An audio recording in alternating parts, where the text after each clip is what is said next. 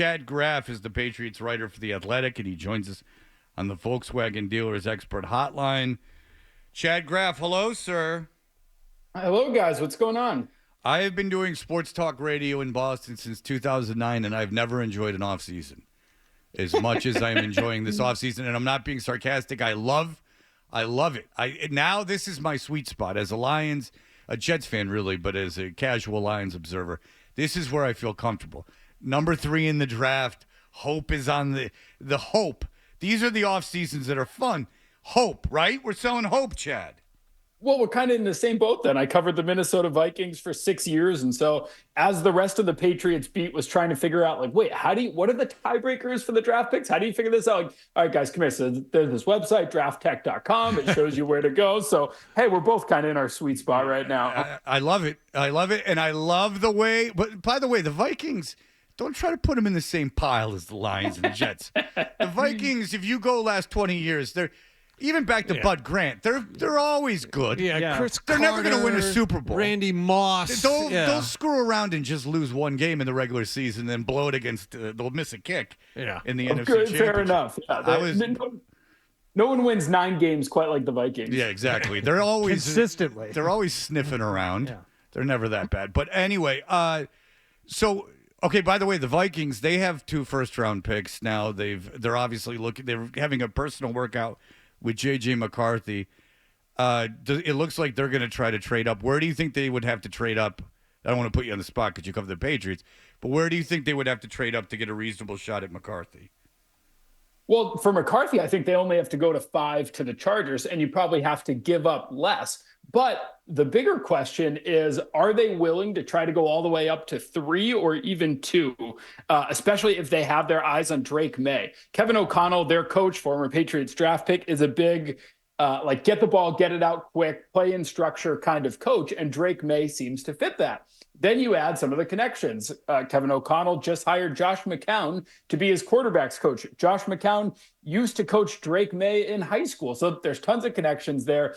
Super easy to piece it all together. And while I don't think the Patriots want to move back with the Vikings, I think they want to sit there and draft their quarterback.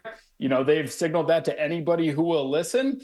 At the same time, like, you have a plan in place until you get punched in the face. I think the Patriots have a plan in place until maybe the Vikings make you a crazy offer where you get 3 first-round picks in a second. It's easy to say right now, the Patriots love the quarterbacks and they're going to sit there and they're going to take one, and that probably is what they're leaning.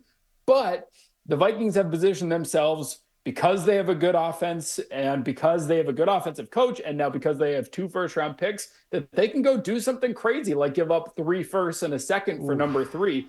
And that's where things get super interesting.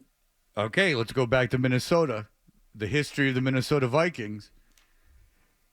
Yes, if you're a Patriots fan, and the Vikings, this reminds me a lot of the Herschel Walker trade. Like, would you be, and if someone's like, if we would all agree, the Vikings, Kevin O'Connell's a good coach. They're a good organization. If they're like, we're willing to give up all this draft capital for this particular player, and you're a fan of the team that's giving up this player for all that draft capital, are you confident you're the team that's right?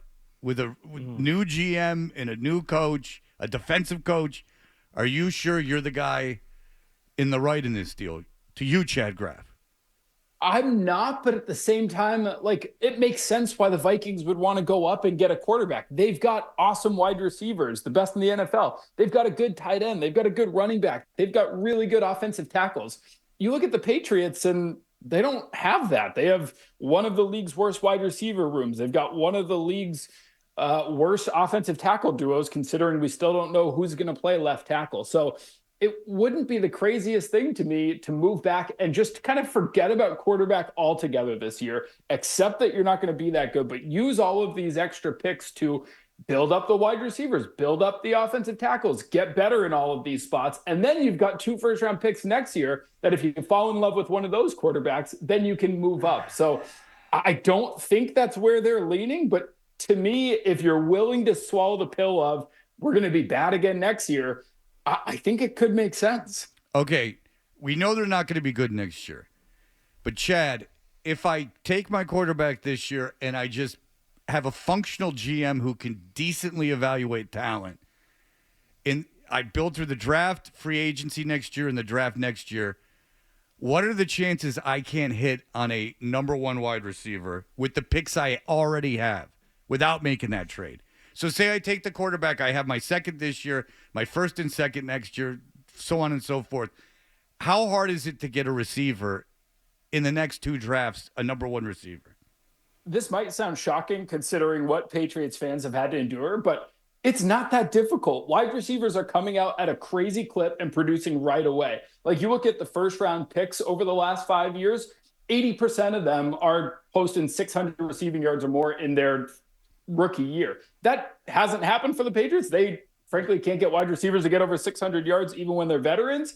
But it shouldn't be that hard to get the wide receiver. What is a lot harder is if you prioritize wide receiver after getting Drake May or Jaden Daniels, what do you do at left tackle? How are you going to protect the blind side of this kid? I think that you could probably do okay with wide receivers and maybe end up with like the 20th best receiver group for whoever your rookie quarterback is. But who's going to protect this guy? See, I would, but I just think if you have the quarterback, and I don't say you don't want to play him, say that you go, I don't want to play a kid when he doesn't have any weapons, then stash him for a year. And then next year in the first round, take an offensive tackle. I mean, look at say the Jets, they lost on their quarterback, but they were able to scramble and get Aaron Rodgers. I mean, this offseason, they got an 8-time Pro Bowl left tackle. Now they're rolling the dice that he can stay healthy. Like, I think that you can patch in an offensive line. Like, you could take a chance at an offensive lineman. It's hard to get the quarterback, right? It's just harder to get the quarterback. Yes, and I would almost be more on board with that. If your weapons stink, if you as it appears, are going to swing and miss on all these free agents, if the draft doesn't go exactly as you want and you don't have a left tackle, like sitting Drake May for the first 10, 12, 14 games is both, I think, would be painful for fans who are like, I'm good on Jacoby Brissett. I want to see the young, exciting guy with the big arm. At the same time, he's 21 years old. He is so young. And so if you have to sit him until you feel better about what you have around him, let him learn a little bit in this new offense, I don't think that's the worst thing in the world. He is so like Sam Darnold coming out of college young. So sitting him is not the worst thing in the world. Jaden Daniels is a little bit older, 23 years old. But I think sitting these guys and letting them learn behind Jacoby Brissett, at least for the first, call it 8 games or so, I don't think is a terrible idea. Chad, there are 2 schools of thought as to the way the Patriots have gone about business here during the offseason. One is, and I think I speak for the room, in that we're fans of the slow and methodical approach that Elliott Wolf is kind of undergoing.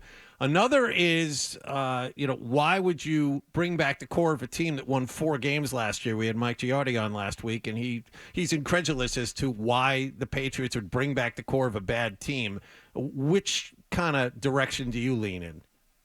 I hate to play the middle, but I'm somewhere in between, where I like the slow and methodical, except at one spot, which was wide receiver, which I thought, yes, Calvin Ridley is probably overpaid, and yet the Patriots could have thrown another $5 million on top of it. Like, blow it out of the water. Is he going to be overpaid for you for the next 2 or 3 years? Yeah, he is. He's going to be way overpaid. He's not a top 10 wide receiver, and you'd be paying him like one. And yet, everything about the Patriots for the next 2 to 3 years should be about showing progress with whoever this quarterback is that they pick and trying to make that guy's life as easy as possible. And stockpiling number 3 wide receivers like KJ Osborne, Demario Douglas, Kendrick Bourne, that's just not helping the quarterback all that much. And I think after watching what Chicago did with Justin Fields, where they gave him virtually nothing and then had to give him away because he had so few help and so little resources, like it worries me that the Patriots could be doing the same if they don't get the wide receivers. So I like the slow and methodical approach, but I would have been totally fine way overpaying Calvin Ridley, ensuring that you get somebody who can be a top target. Because now you're going to have Drake May, Jaden Daniels, whomever, throwing to Kendrick Bourne as his number 1 receiver. And I don't know, Demario Douglas / KJ Osborne / maybe Juju, if he's around, is your number 2. That's not great. I wouldn't listen. If they threw money at Ridley, I wouldn't have had a problem with it. That's fine. We'll see how Ridley is. He's 29 years old and he's injured and had gambling problems and mental problems. We'll see where Calvin Ridley is, but I'm not going to kill the Patriots for not getting him. Like, I mean, I see where you're coming from, and I don't disagree with it. I just don't think it's like undefendable, right? That they didn't go out and pay for him. Him, especially, like him as a player. I like the idea of getting a number one receiver. I'm not positive he's a number one receiver.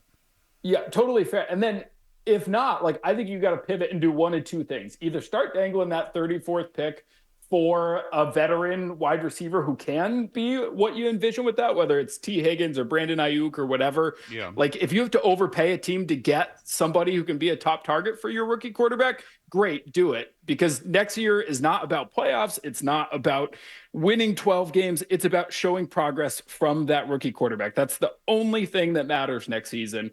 And two, if that doesn't happen, if the Bengals, 49ers, whoever all hang up on you, fine. But then use 2 of your first 4 picks on wide receivers and start to really revamp that room, because what they have right now is just not going to cut it. All right. All right. Appreciate it, Chad. I get nervous when I think about kicking the can too far down the road. I do hope they end up with the quarterback there at 3, no matter what offer Minnesota comes up with, because I don't feel great about the quarterback draft class next year. And if you're relying on picking up somebody in free agency, then it gets even scarier, thinking about paying the likes of a Kirk Cousins tons of guaranteed money just so you can have some kind of a football team. You can only put it off for so long. Eventually, you got to pull the trigger on somebody and start trying to make it work. Yeah. I get it. Herschel Walker 2.0, maybe not then. All right. Chad Graff writes about the Patriots for The Athletic. Thank you so much for the time, sir.